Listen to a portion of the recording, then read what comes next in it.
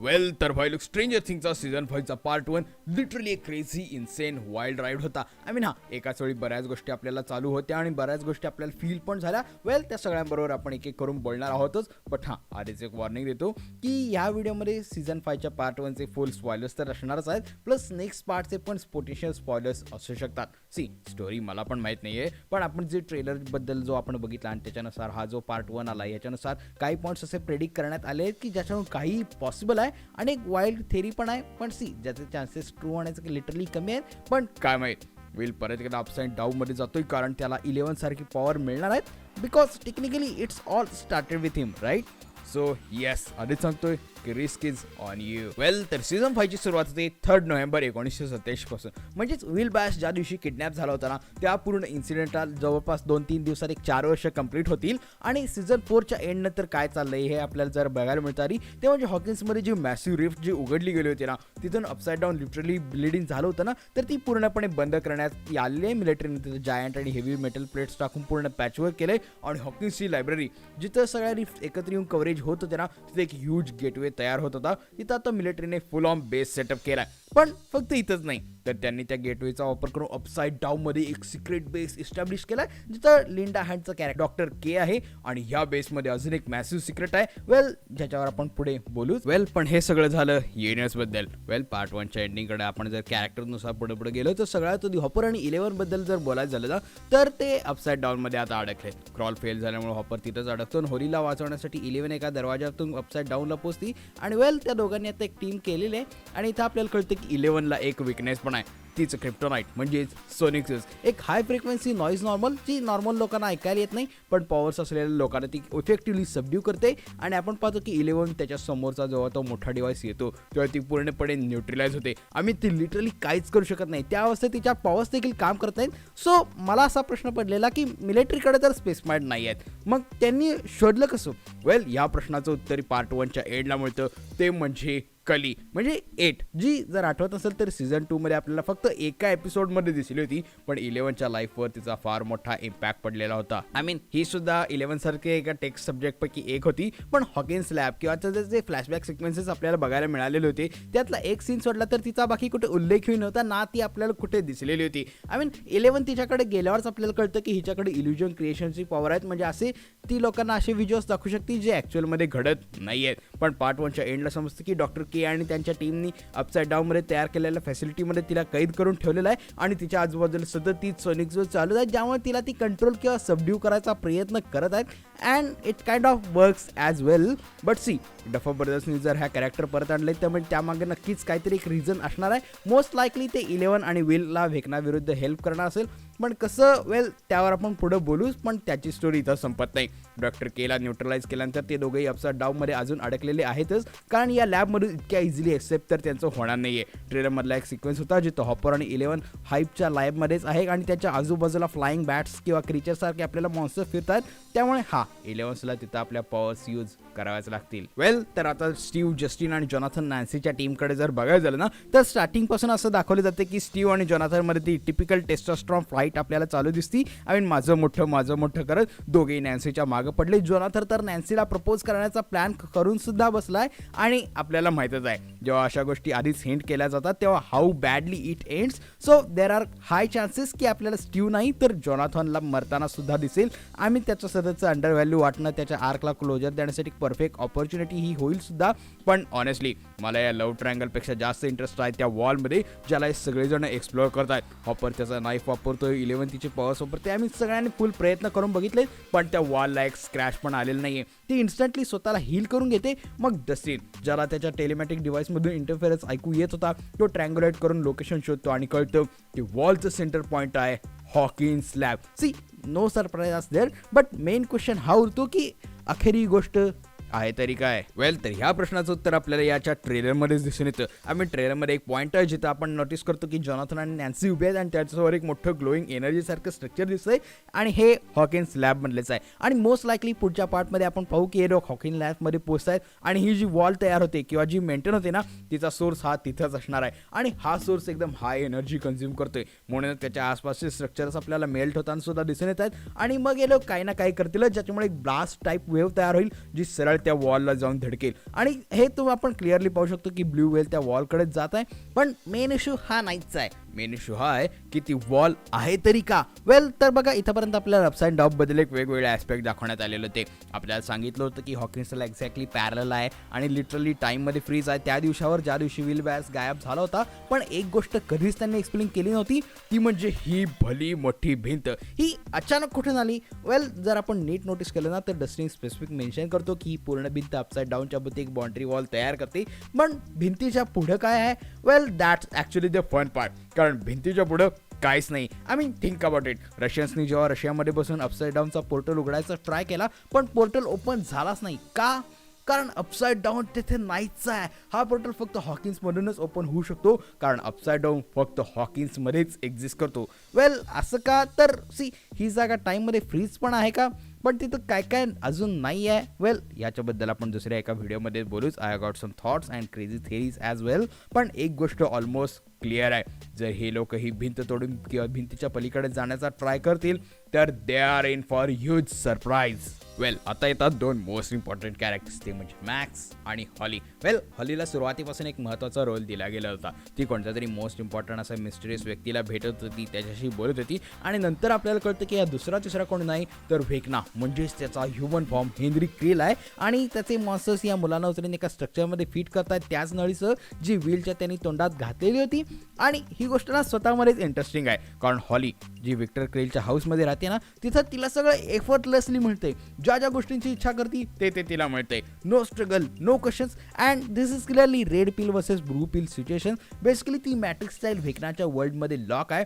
तिची actual body upside डाऊनमध्येच अडकलेली आहे आणि ते विलला त्याच्या व्हिजन्समध्ये डिरेक्टली दिसतं पण फक्त ही जागाच का तर सी इथं एकदम क्लिअरली असं दिसतं की हे सगळं हाय माइंडला आहे. म्हणजेच एका डेमोगॉडला जर आग लागली तर सगळ्यांना आग लागते सगळ्यांना त्याचा पेन फील होतं सगळे जळतात. वेल याचं रिझन काय तर हाय माइंड कनेक्शन आणि हे हाय माइंड डिरेक्टली व्हेक्नाशी कनेक्टेड आहे. म्हणूनच या मुलांच्या तोंडात नळी टाकून हाय माइंडला जोडण्यात आलेला आहे आणि याचा सरळ अर्थ हा होतो की ही सगळी मुलं व्हेक्ना किंवा हेनरी क्रिलच्या मेमरीजमध्ये त्या एक्सपिरियन्स करत आहेत आणि या घरातल्या आणि आसपासच्या सगळ्याच गोष्टी हेनरी क्रिलच्या आठवणी आहेत. आणि मॅक्ससाठी पण हेच लागू होतं but I am not 100% sure about this theory. पण सीझन 4मध्ये कारण आपल्याला डिरेक्टली असं सांगण्यात आलेलं ते व्हेक्ना आपल्या व्हिक्टिम्सला फक्त मारत नाही तो त्यांना कन्झ्युम करतो त्यांना ॲब्झॉर्व करतो. म्हणजेच त्यांचा कॉन्सिक्वेन्सेसचा काही भाग व्हेक्नाबरोबर मर्ज होऊन जातो आणि जो माणूस मरतो त्याची कॉन्सिक्वेन्सेस तर राहणारच नाही. पण मॅक्स तर टेक्निकली मेलीच नाही ना. 11नं तिला वाचवलेलं होतं म्हणून एक पॉसिबिलिटी अशी आहे की व्हेक्नानं तिचं ऑब्झर्व करताना तिचा जो जिवंत कॉन्सिक्वेन्सेसचा काही पार्ट हाय माइंडमध्येच अडकून राहिला and that's why Max is trapped in Vecna's memories. I mean हा इच्छा असेल तर मॅक्स बाहेर पडू शकते पण त्याला लुकसचं म्युझिक त्याला गाईड पण करतं बट देन म्युझिक थांबतं आणि हेनरीला तिच्या एक्झिस्टन्सबद्दल कळतं आणि मॅक्सला लपायला लागतं. आणि हे जे केव सिस्टीम जे आहे ना जिथं मॅक्स लपते हेनरी त्याच्या आत काय येऊ शकत नाही. वेल तर हेनरीसाठी ती एक ट्रॉमाटाइज मेमरी आहे म्हणून तो त्या जागेत प्रवेश करू शकत नाही. आणि ही ट्रॉमाटाइज मेमरी एक्झॅक्टली काय आहे हेनरी त्या केवमध्ये का जाऊ शकत नाही. वेल याचं एक खूप स्ट्रॉंग आयडिया आहे पण आत्ता लगेच मी ते स्पॉइल करणार नाही. त्याच्यावर एक शॉर्ट वगैरे बनवीन मी आणि मग येतो व्हेक्ना आणि विलचा भाग. आम्ही सीझनच्या शेवटी जो शो डाऊन पाहिलं ना विल लिटरली गोज क्रेझी. आम्ही जर हे सिक्वेन्स थिएटरमध्ये बघितला असता ना तर लिटरली लोकांनी उभारून शिट्ट्या वाजवला असा एवढा तो मोमेंट एपिक होता. आम्ही एंड गेममध्ये क्रिस एव्हान्सनं जेव्हा मेजरनं उचलताना जी व्हाईब आपल्याला आली होती ना सेम व्हाईब आपल्याला या सीनमध्ये सुद्धा जाणून येते. आय मीन जर तुम्ही स्ट्रेंजर थिंग आत्ता चालू केला असेल तर तुमच्यासाठी हा इम्पॅक्ट एवढा 100% वाटणार नाही. पण ज्यांनी 2016 सीझन 1 ड्रॉप झाल्यापासून हे फॉलो करत आलेत ना आमच्यासाठी विल बॅस हा सगळ्यात असा अंडररेटेड डॉग होता. आय मीन लोकांनी त्याला बुली करणं एक वेगळी गोष्ट होती पण स्टोरीमध्ये सुद्धा नेहमी तो असं साईडलाईन केलं गेलेलं होता. So Will finally gets its win. माझ्यासाठी तो एक मॅसिव्ह मोमेंट होता आणि ज्या वेनं ते दाखवलेलं होतं भाई साहब. आय मीन त्याचे डोळे असे व्हाईट आउट ठेवणं त्यांना उठवून सगळ्या डेमी गॉड्सना होल्ड करून ठेवणं. I mean that's big stranger things moment. पण सी जर आपण कन्सेप्टच्या डेपमध्ये जाऊन पाहिलं ना की हे का होतंय कसं होतंय तर क्रिएटर्सने हे सबटल पद्धतीने एक्सप्लेन करायचा एफर्ट पण केला आहे. आय मीन पूर्ण डिटेल्स दिले नाहीत पण हिंट्स डेफिनेटली टाकलेले आहेत. पहिल्या एपिसोडमध्येच आपण पाहतो की विल बायसचा जो होता त्यामुळेच व्हेक्नाचा हा सगळा प्लॅन सुरू झाला होता. व्हेक्ना विलच्या तोंडात ती ट्यूब टाकतो म्हणतो की आपण मोठ्या गोष्टी करणार आहोत आणि मला तुझी मदत लागणार आहे आणि इथूनच व्हेक्नाने विल्सला आपलं व्हेसल बनवलं.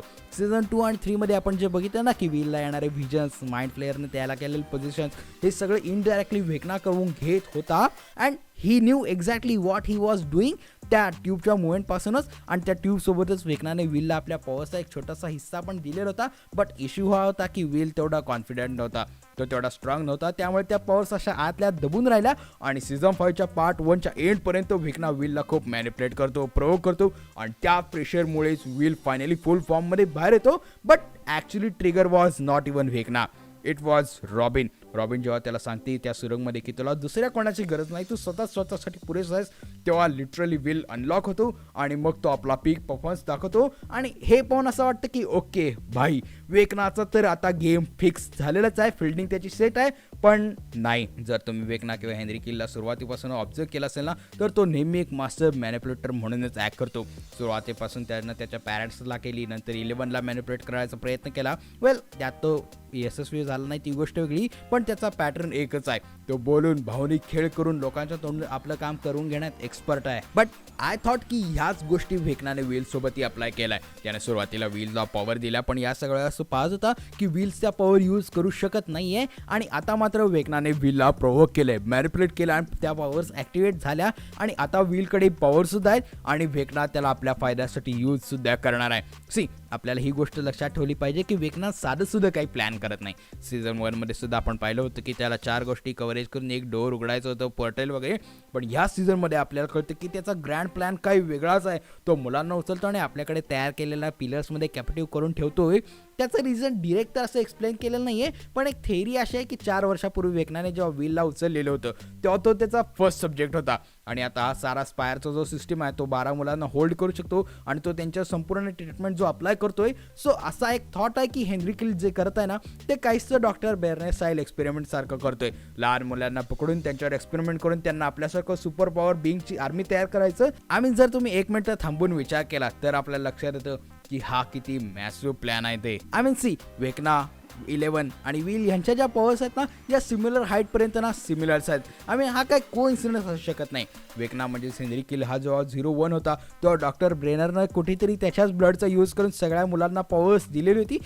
सीझन 1मध्ये सुद्धा हे सांगितलेलं होतं की MK अल्ट्रा टाईप एक्सपेरिमेंट केलेले होते. त्यांच्या मदरला प्रेग्नन्सीमध्ये ड्रग्ज दिले होते, डिप्रेशनमध्ये टँकमध्ये ठेवलं होतं, ज्यामुळे ही जी मुलं झालीत ना, ही सुपर पॉवरफुल मुलं झालेली आहेत. आणि यातून हे ऑब्वियस आहे की 11 आणि वेकनाच्या पॉवर्स इतक्या सिमिलर आहेत.